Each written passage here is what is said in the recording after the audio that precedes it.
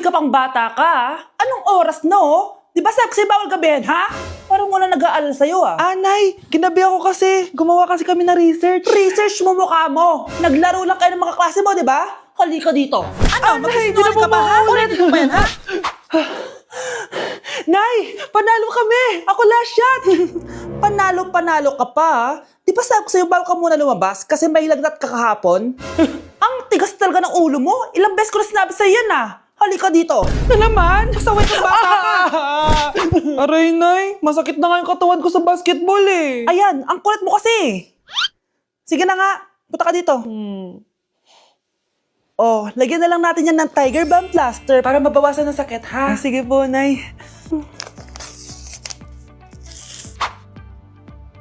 Aray! Nay, dahan-dahan naman. Oh, ano, masakit?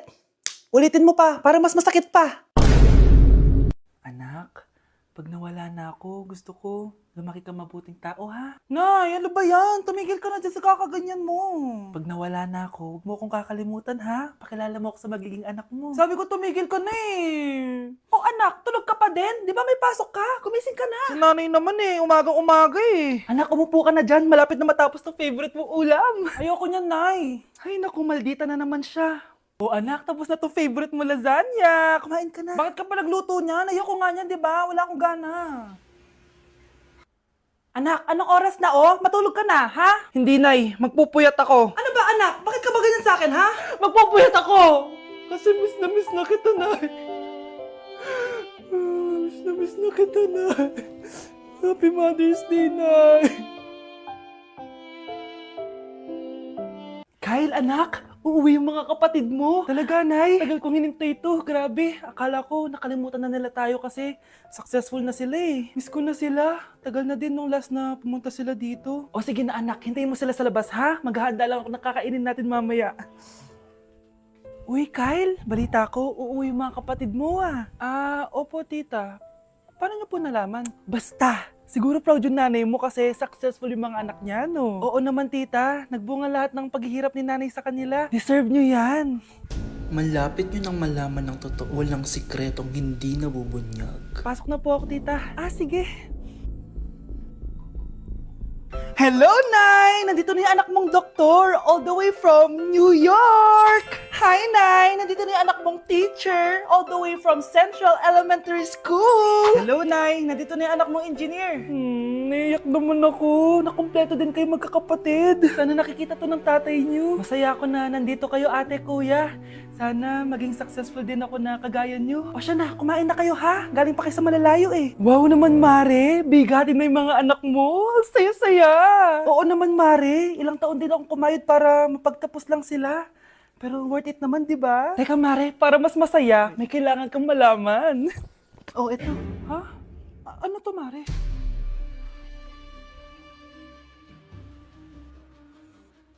Nay, bakit po? Mga sinungaling kayo? Paano niyo nagawa sa akin to, ha?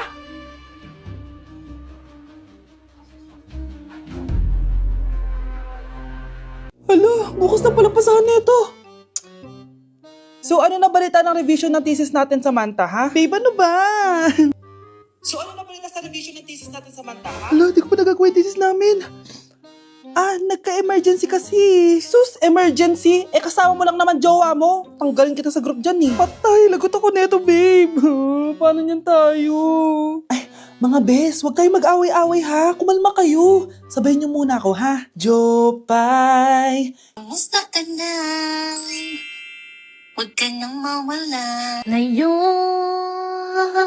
Teka, si Scarlett ba yun? dadalhin kita sa aming bahay. In fairness, ang ganda ng boses mo, be. Di tayo aalis tayo. Sa tunay na mundo.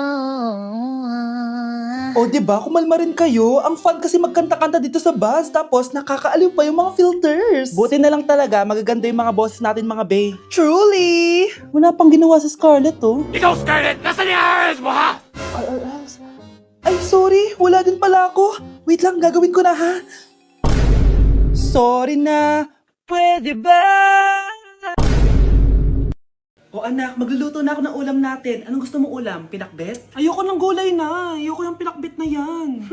Fried chicken? Nakakasawa na yung fried chicken na yan, Nay. Gusto ko yung may sabaw. Ang arte mo naman, anak. Anong gusto mo? Sopas? Luso, pas. Para naman tayo nasa lamay yan eh. Gusto ko yung may baboy. Ah, alam ko na. Sinigang na baboy.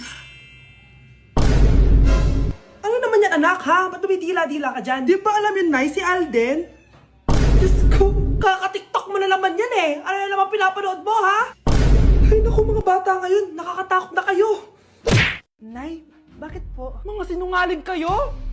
Paano niyo nagawa sa akin to, ha? Nay, anong sinasabi mo? Hindi namin maintindihan. Ikaw, Scarlett. Sabi mo doktor ka, di ba?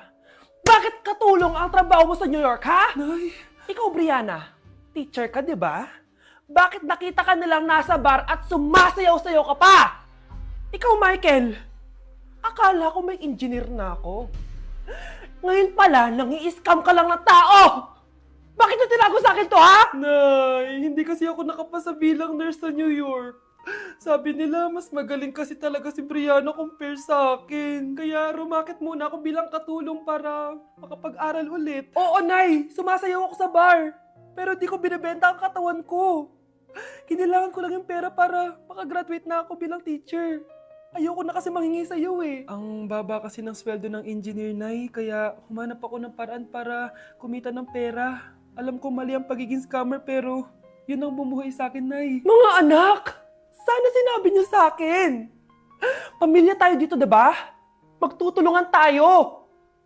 Bakit tinago niyo sa akin? Natakot kasi kami, Nay, na baka ma-disappoint ka namin. Alam kasi namin yung paghihirap mo. Mapag-aral lang kami. Anak ko kayo. Gagawin ko lahat para sa inyo.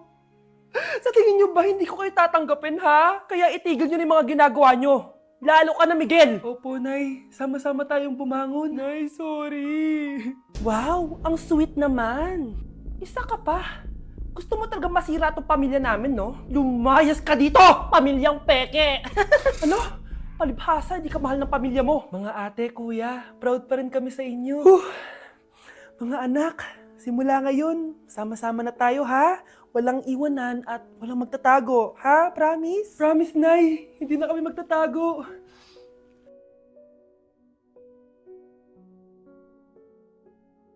Nakikiramay po ako sa pagkawala ng asawa niyo. Masakit para sa amin ang pagkawala niya. Kailan pala namin makukuha yung mga ipapamana niya sa amin? Ipaprocess pa po namin yun, ma'am. I-update na lang po namin kayo. Sige po, attorney. Sakit ng pagkawala niya. Nay, tignan mo, may medal ako. Oh, ano namang paki ko dyan?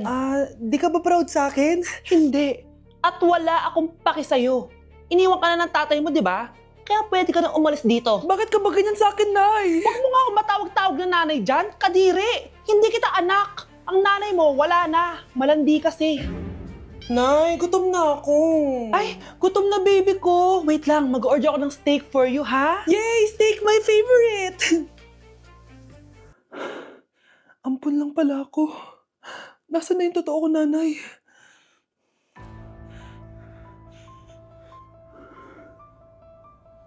Tulog sila.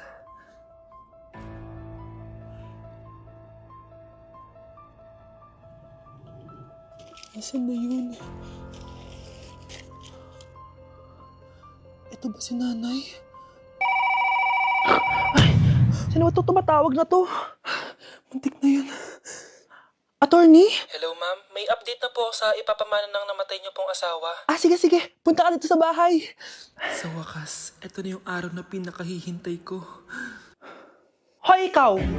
Pag dumating dito si attorney, magtago ka. Hindi niya pwede malaman na may isa pang anak ang asawa ko. Sige po. Ma'am, nakuha na po namin yung last will and testament ng asawa niyo. Ang nakasulat po dito ay, ang 50% ng kayamanan niya ay mapupunta po sa inyo. Mali ata yan, attorney. Dapat 100% ang mapupuntang kayamanan niya sa amin. Kami lang ang pamilya niya eh. Bali ma'am, ang nakasulat po kasi dito ay ang isang 50% po ay mapupunta sa isa niyang anak. Ano? Baka yan yung isa naming anak na nawala. Oo, sa amin na lang yan. Ako ang isa pang anak ni Ramon. Ang isang 50% po ay mapupunta sa isa niyang anak. Ano? Baka yan yung isa naming anak na nawala? Oo, sa amin na lang yan. Ako! Ako ang isa pang anak ni Ramon. Oh, akala ko ba nawawala yung isang anak ni Ramon?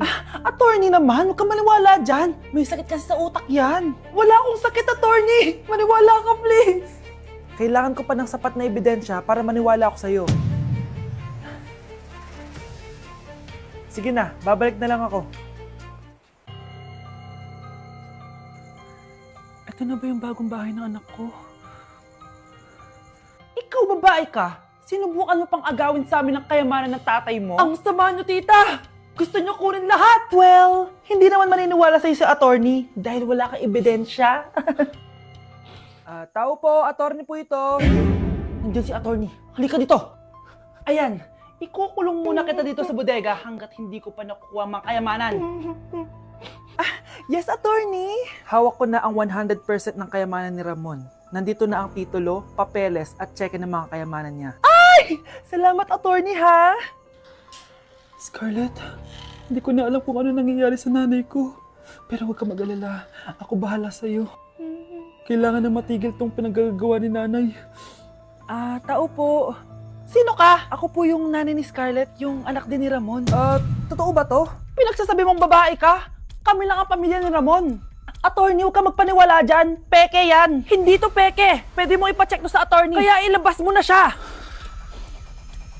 Kinulong po ni nanay si Scarlett sa bodega. Ha? Anak?